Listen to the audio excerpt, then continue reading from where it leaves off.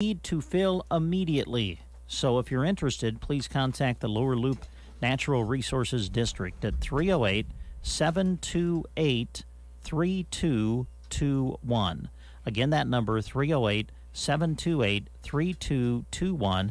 The Lower Loop NRD is an equal opportunity employer. Thank you, Brent, and thank you, Jeremy. Everything is working again after that little blip this morning. So we're going to take a time out and get our next guests into the studio. Stay tuned. Dave and Brent. Good morning. Oh, good morning. On KCNI KBBN Radio.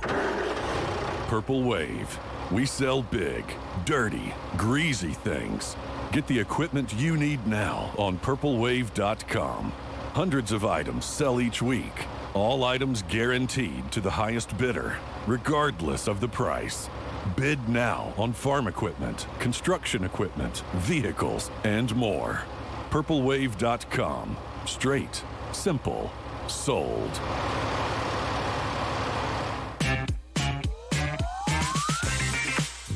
Geared for Sports on the west side of the square in Broken Bow is there for you when you're gearing up for your sports endeavors. They have you covered for spring and summer and from head to toe if you need it for track, baseball, or softball. Don't see what you're searching for? Make sure you talk to Scott. He'll do what he can to get it for you.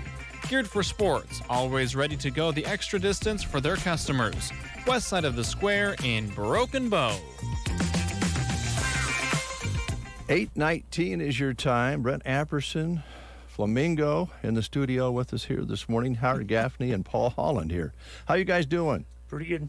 Good. The wind's not blowing much yay. out there. There you go, Holy Howard. Smokes.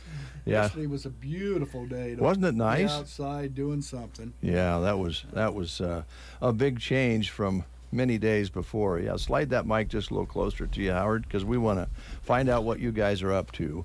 I guess as a promo, we just were over in Callaway yesterday broadcasting. They were thanking their fire departments and other fire departments as well. A beautiful day for that, as you mentioned. And we kind of forget about, I think, something else out there, property that's being damaged along the way that maybe doesn't get all the news, right? Well, I think it's been making some news off and on, but and I don't think it's over with yet, but we're looking at maybe trying to help out our neighbors to the south. We got this Arapahoe fire of a week or two ago, and then we had over the weekend the one that came up out of Kansas and affected Cambridge, Orleans, even the Binkelman area. It's just a mess, and we're looking at, 45,000 acres there, and Arapahoe fire was somewhat close to 35. But what we would like to maybe do is come up with some fencing supplies to help out a lot of those people down there. All their local lumber yards and whatnot are pretty well depleted with stuff, and it's. But whether or not we can get a trailer to a load of stuff, we really appreciate it.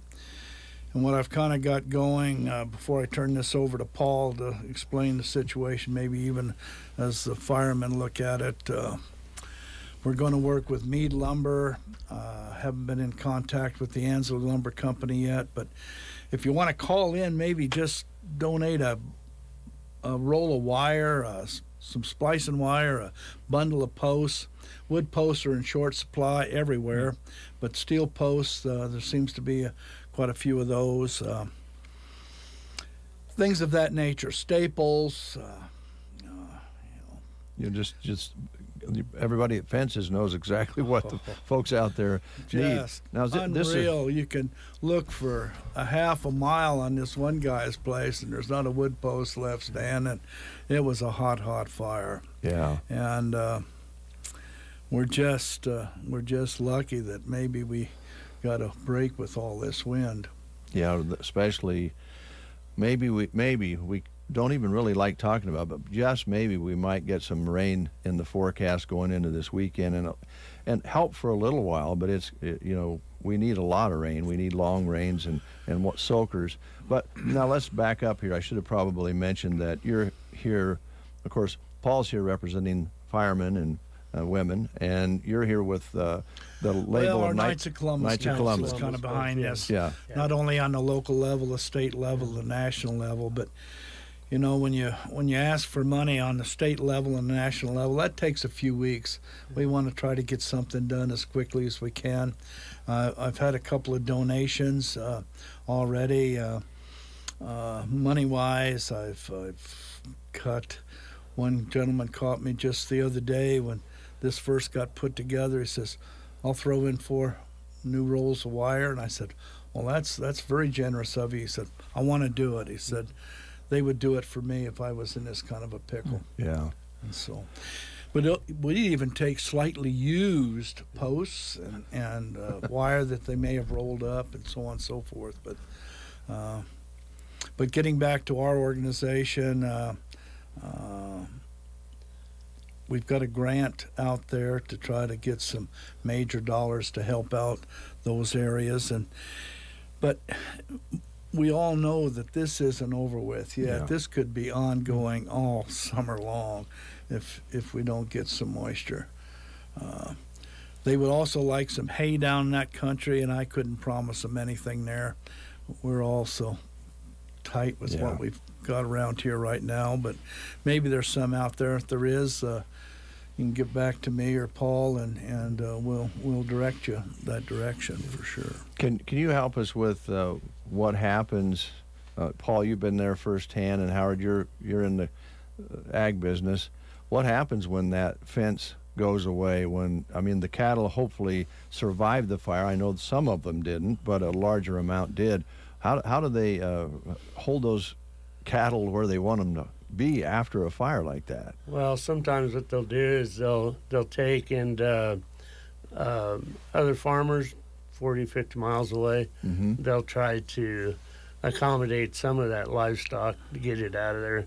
But you also have to remember some of that livestock, it gets damaged down there because of fast-moving fires. You take 30, 40 mile an hour wind with that fire, and they get caught into a corner of a fence. Their survival rate, goes down because not only the burning of their hide or whatever, but they're putting it just like your body does. Takes it in. Yeah, and as you mentioned, Howard, those are really hot fires, so they're not that escapable if you get into a corner of some kind. Yep. Yeah. There's 4 different operations that were affected in this one particular area there, not too far from Cambridge. Their cattle are all mixed up. Fences were cut, and you just tried to keep it away from the fire coming at them, and they haven't been sorted up as of yesterday yet. Yeah. They're just feeding them as a group, and everybody's going to try to get along. Some of the calves are branded, some aren't. Oh boy. One guy said, I didn't have enough help, but we started moving our cattle, and doggone calves turned around and wanted to go back to where they had sucked last. Yeah. And he said that was a mess. Frustrating. So the fence is essential, but they have all of this ahead of them before they can actually, put them in the proper 160 acres or whatever they have, right? Yeah, that's the main thing now is probably some temporary fence going up, and they might want to go back later on. One gentleman told me, he said, Howard, he said it caught most everything that we own. He said it might take a generation to come back out of this. That's not good He news. was emotional at the time, and so Yeah. anyway. Well, I know that your son, when he was doing the report earlier this week, kind of brought up something that is kind of tough to talk about, but I thought he did a nice job of kind of telling guys out there, because he sees these guys all the time doing business with them. If you're having a tough time, this is the heart and soul of these guys, and we're, as you say, hay is short here, and everybody's kind of concerned about what's ahead. If you need to go talk to somebody about it, it's probably a healthy thing to do, don't you think? Absolutely. Sandhillers in particular, farmers, ranchers, sometimes we haven't in the past done much of that, seeking that help. But this might this might be a time that you just got to humble yourself and take advantage of it. Yeah. Where it's located. There's people out there willing to help, but they have to know that they're being requested to do that. So, yeah. And you've got bankers too right now that are having to visit with their clients. Holy moly, it's a lot of questions. What do we do? What do we do? Oh, and we don't not know. even those that are in the fire Right. scenario. It's this drought. It's kind of hard to plan when you don't know what June's going to look like, right? Yeah, right. So, Paul, what's some of the nuts and bolts of this as far as the trailers and different things? Can you kind of tell us how this is all going to work for people to be able to make those donations? Well, right now, if we can get the donations established and figure out what we got, that'll pretty much tell us that, what we'll need. Who knows? We may be able to do a fifth wheel trailer. Somebody donated a fifth wheel trailer, for example, and fuel, to take it down to them.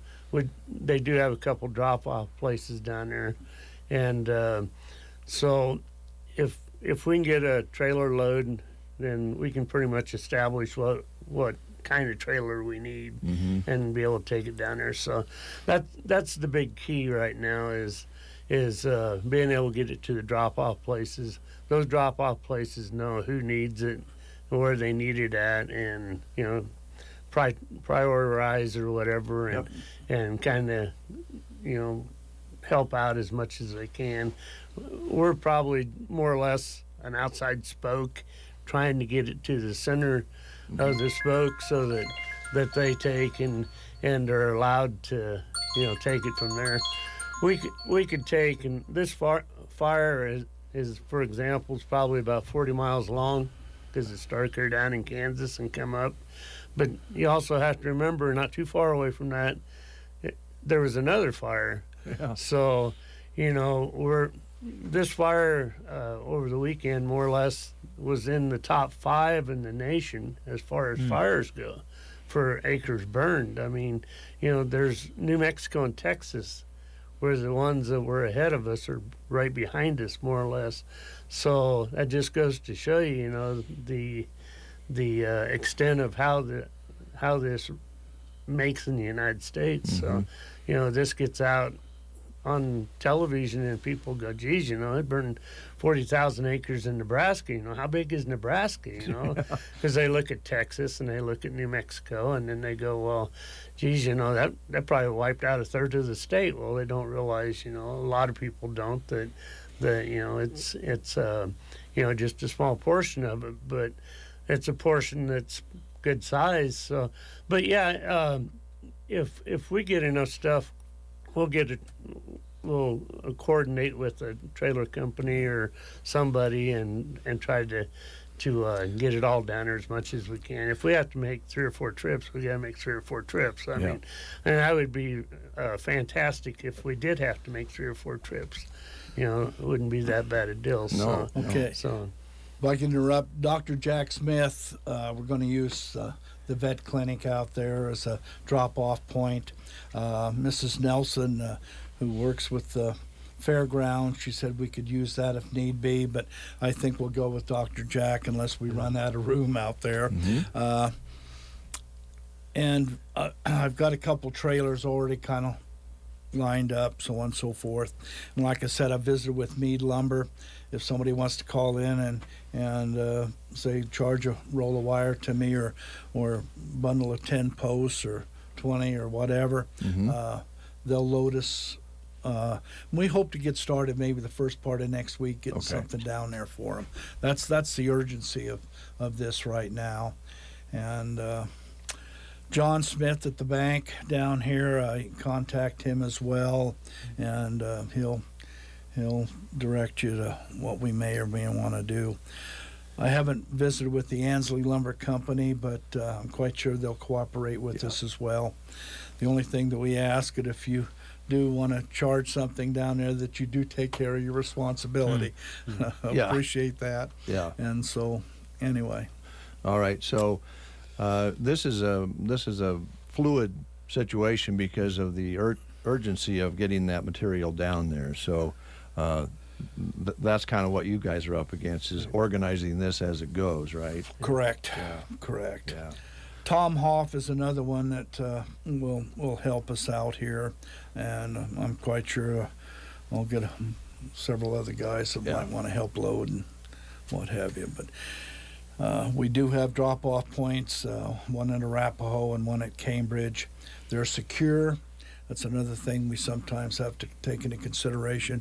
You just don't put something out there and expect good, honest people to just come pick it up once in a while. There's always a bad apple in the bucket, isn't there? Been down that road one other time. Yeah. All right. Well, we appreciate your time giving us here today, and hopefully get this word out, possibly mention it during some of Billy's time on Party Line. Okay, we'll do that. My old buddy Billy. We'll have he'll be okay with that. We'll explain it to him. Yeah. Okay. Yeah. So Howard, is there? Do you guys want to put a number out there they can call? Okay, Dr. Smith, 308-643-7124. Paul's, 308. Mine's 308-870-1360. And mine is 308-880-1413. Tom Hoff's 308-872-3352. Okay. And I don't have John's number right now, but Well, you can call John at the bank, right? he's I think he's on a trip to Lincoln today. Oh, okay. I did talk to him earlier Okay. last evening and what have you. Okay. All right. We're recording this, and I know we're planning on making a news story out of it, and hopefully get something posted up on Sandhills Express. It's going to be one of those things that it really has to happen pretty quickly. Right. So. Yes. One thing that I did want to say is this fire still is continuing. It's only at 74%. You may not see it on television that much anymore, but when we talk 74%, that's the majority of the big fire. Mm-hmm. The other 26% is all the stuff that's down the canyons, the trees that are still burning, things like that. There's still guys out there fighting this thing, still trying to clean it up. Until this is all out, they never take it to 100%. So we could be working on this fire or they could be working on this fire for 2 weeks. You got to realize some of these guys have been out there. They go out 24 hours, go back home for 24 hours, go back out and they have a job, but this is their job right now. Yeah. Because if they don't put this out, the wind gets back up 40, 50 mile an hour. What we're trying to do right now, 20 miles down the road could be somebody else. So, so that's the big deal. So, Well, I think that is something we talked about yesterday some because we were at Callaway and we were talking about these guys and gals that go out and take time off their jobs. But you're exactly right. You hear about the fire, and then you tend to forget that there's all this time it